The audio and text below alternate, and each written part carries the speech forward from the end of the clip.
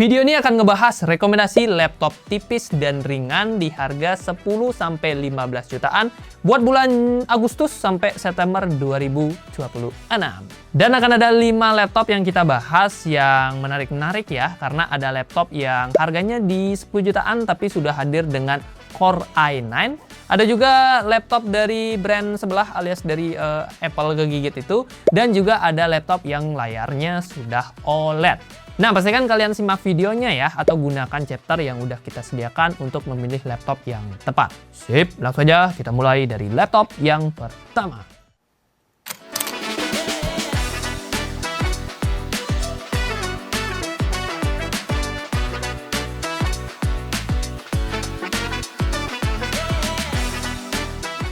Rekomendasi laptop tipis dan ringan harga 10-15 jutaan dibuka oleh Tecno Megabook T1. Harganya paling terjangkau di list kita di kisaran 10 jutaan kecil.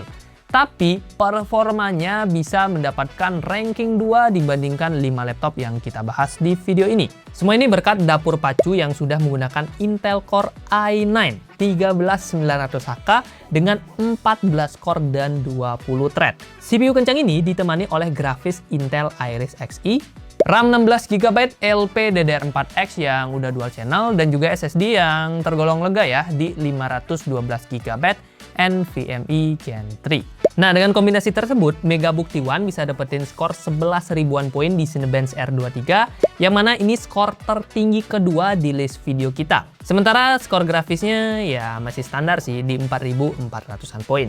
Ini artinya Megabook T1 ini bakalan cocok buat dipakai multitasking berat, editing video 4K ringan, ataupun 3D rendering. Genshin masih dapetin 60 fps, CS2 di 58 fps, dan untuk Valorant ini masih dapetin 162 fps. Untuk opsi upgrade, 2 slot RAM-nya ini ya sayangnya udah onboard dan kita cuma bisa ganti SSD bawaannya. Menariknya, performa epic dari Megabook T1 ini dikemas di dalam bodi yang tergolong ringkas. Bobotnya sekitar 1,39 kg aja dengan ketebalan di 1,48 cm. Layarnya pun asik ya, 14 inch IPS Full HD Plus dengan refresh rate 60Hz, brightness-nya ini ada di kisaran 350 nits, serta cakupan warnanya ada di 100% sRGB. Jadi selain udah nyaman buat kerja harian, layarnya ini juga udah tergolong proper buat desain dan juga color grading profesional.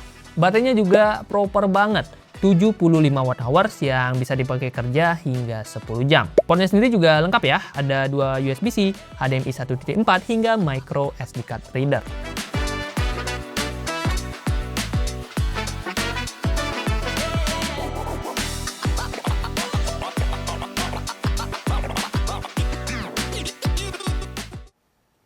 Laptop tipis dan ringan selanjutnya adalah Acer Swift Lite 14. Kalau laptop 10 jutaan sebelumnya bisa dapetin ranking 2 dari segi CPU, nah laptop 10 jutaan satu ini yang meskipun harganya sedikit lebih mahal ya, juga bisa mendapatkan ranking 2 dari segi GPU atau performa grafis. Semua ini berkat kombinasi CPU AMD Ryzen 5 240 dengan grafis Radeon 760M. Kombinasi tersebut menghasilkan sekitar 10.400-an poin di Cinebench R23 dan 6.100-an poin di 3D Mark Firestrike. Ditambah RAM 16GB LPDDR5, 6400 MHz dual channel, dan SSD yang 512GB-nya, laptop ini sudah aman lah buat dipakai multitasking, edit video Full HD, sampai bermain game AAA di settingan rata kiri. Berdasarkan hasil pengujian, GTA 5 Enhanced masih dapetin rata-rata 52 fps, Black Man Wukong masih dapetin 38 fps, dan Forza Horizon 5 di 58 fps. Untuk fps lainnya bisa kalian cek aja di scene berikut ini.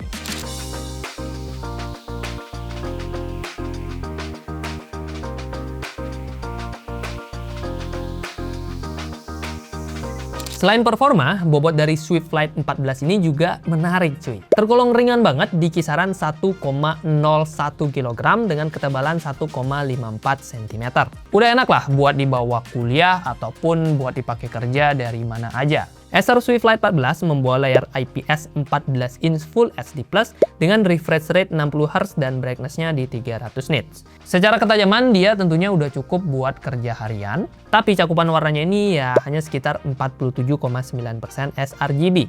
Jadinya dia belum cocok buat dipakai editing atau desain profesional. Nah, soal konektivitas, dia udah punya 2 buah USB-C full function, ada HDMI, dan tentunya juga udah ada combo audio jack.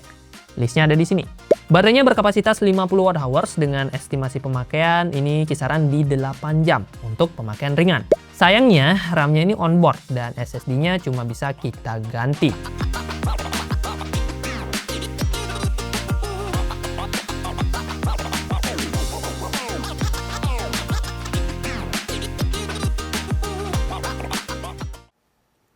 Laptop tipis dan ringan yang ketiga adalah Apple MacBook Neo. Ini dia, laptop paling terjangkau dari Apple yang performanya tergolong menarik, terutama buat kamu para mahasiswa ataupun pelajar. Meski paling terjangkau, tapi dia tetap menawarkan bodi yang ringan, baterai awet, dan performa yang cukup satset khas keluarga dari MacBook. Chipsetnya pakai Apple A18 Pro dengan 6 core CPU, 5 core GPU, serta 16 core Neural Engine. Chip tersebut juga ditemani oleh RAM 8GB LPDDR5 7500 MHz dan juga SSD 256GB bertipe NVMe. Soal performa sintetis, dia bisa dapetin 294 poin di Cinebench 2024 dan 6800-an poin di 3D Mark Solar B.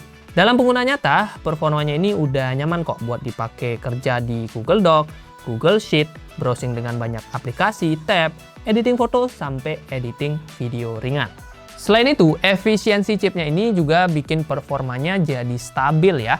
Bahkan Apple pede nih untuk tidak memasukkan yang namanya cooling atau pendingin di laptopnya satu ini. Kalau soal layar, MacBook Neo ini menurutku cakep.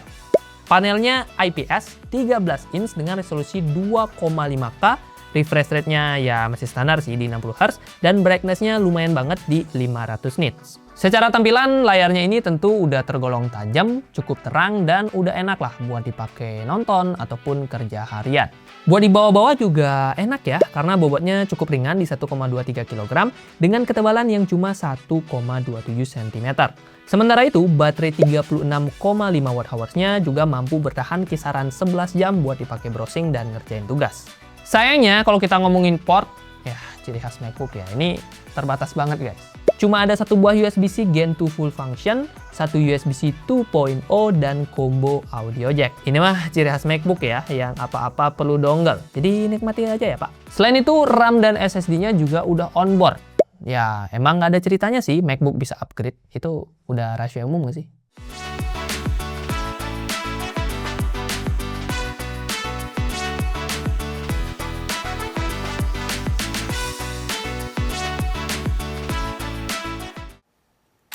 Laptop tipis dan ringan yang keempat adalah Lenovo IdeaPad Slim 5 OLED. Laptop ini memang bukan yang terkencang di kelasnya, tapi dia hadir dengan paket komplit, baik itu buat mahasiswa, pekerja kantoran, ataupun para kreatif. Sesuai namanya, IdeaPad Slim 5 OLED hadir dengan layar 14 inch OLED beresolusi WUXGA dan kecerahan di 400 nit. Nah, dengan cakupan warna 100% DCI-P3 serta sertifikasi Display HDR True Black 500, layar yang tentunya udah nikmat ya, baik dipakai nonton, kerja, ataupun editing profesional. Secara performa, ini sebenarnya udah oke lah buat dipakai desain grafis ataupun kerja kantoran. CPU-nya pakai AMD Ryzen AI 5 330 yang ditemani grafis Radeon 820M, RAM 16GB DDR5 5600 MHz, serta SSD 512GB NVMe Gen 4. Kombinasi ini menghasilkan sekitar 7.900-an poin di Cinebench R23 dan kisaran 2.900-an poin di 3D Mark Firestrike. Prosesor ini juga udah ditenagai NPU hingga 50 TOPS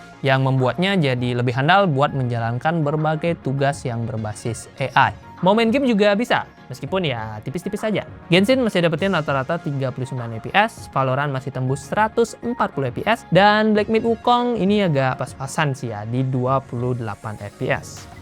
By the way, performanya ini masih bisa kita improve ya, karena 2 slot RAM-nya ini masih bisa kita ganti, bahkan masih ada 1 slot SSD tambahan. IdeaPad Slim 5 adalah laptop yang juga asik buat WFC-an. Yaps, bobot laptop ini cukup ringan di 1,39 kg. Untuk baterai dia punya kapasitas 60 Wh yang kalau dipakai WFC itu bisa tahan kisaran 8 jam. Terakhir, portnya lengkap ya, ada 2 USB-C, HDMI 2.1, hingga ada juga micro SD card reader.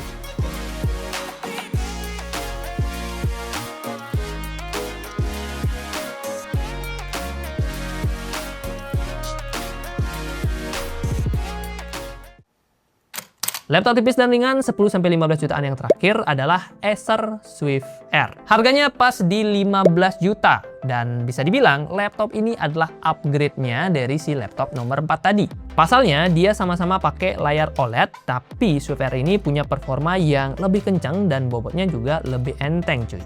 Yaps, bobot laptop ini cuma 970 gram dengan ketebalan sekitar 1,49 cm.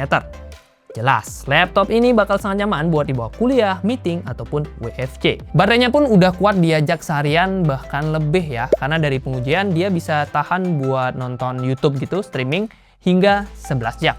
Soal performa, Swift Air ditenagai CPU Intel Core Ultra 5 125H dengan 14 core dan 18 thread. CPU tersebut ditemani Intel Arc Graphics, RAM 16GB LPDDR5 7467 MHz dual channel, serta SSD 512GB yang sudah bertipe NVMe Gen 4. Nah, dengan kombinasi ini dia bisa menghasilkan skor 12 ribuan poin di Cinebench R23 Multicore atau kisaran 62% lebih kencang dibandingkan Lenovo sebelumnya.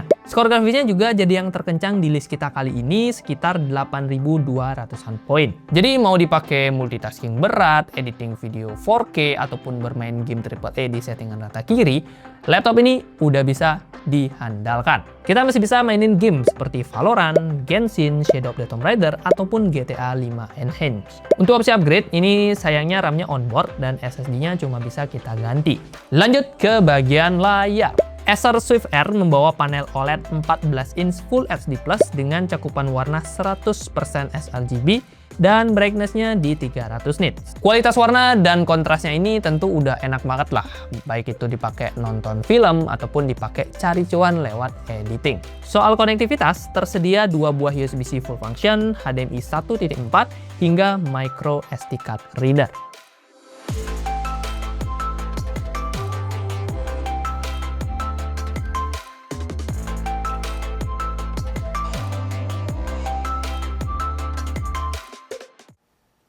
Yo guys, itu dia 5 laptop tipis dan ringan di harga 10-15 jutaan. List lengkap dari kelima laptop tadi seperti biasa ya, bisa kalian cek aja di keranjang YouTube Shopping yang bisa kalian temukan di pojokan video atau enggak di deskripsi video. Nah, di sana juga akan ada harga terupdate per video ini kalian tonton. Jadi misalkan kalian nontonnya baru akhir tahun gitu ya, di 2026 atau 2027, kalian bisa cek keranjang dan temukan harga terupdate. Siapa tahu nanti di tanggal tersebut harganya udah lebih murah, atau siapa tahu karena memang lagi ada promo. Jadi silakan cek aja keranjang YouTube Shopping dan temukan harga terbaiknya. Nah, kalau kalian masih punya masukan, pertanyaan atau apapun, silahkan drop juga di kolom komentar tentunya ya. Oke, terima kasih buat yang sudah nonton. Like kalau kalian suka, dislike kalau nggak suka, dan kita ketemu di video selanjutnya. Tipis ringan. Nih tipis ringan nggak sih? Nggak berat sih. MacBook Pro.